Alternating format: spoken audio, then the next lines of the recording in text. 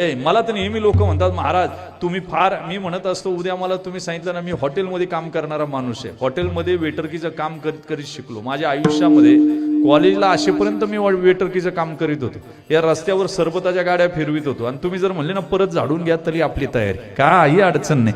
कारण देवानं आज इथपर्यंत आणलंय, ही कृपा आहे. आमच्या घरी खायची पंचायत होती, खायची पंचायत होती.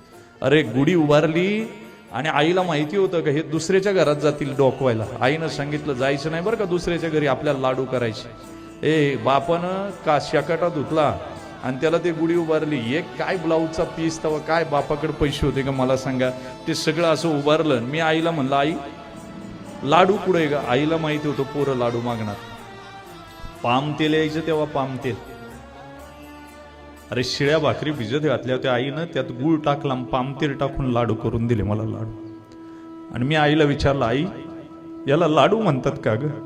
ती म्हणजे बाळा याच्यापेक्षा चांगले लाडू जगात भेटत नाही कुठं.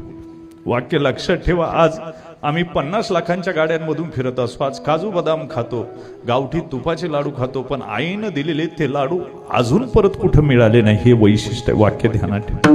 म्हणून श्रीमंती येत राहते, जात राहते. तुम्ही जुने दिवस कधी विसरायचे नाही. माणसाला जुने दिवस काढले की फार त्रास होतो.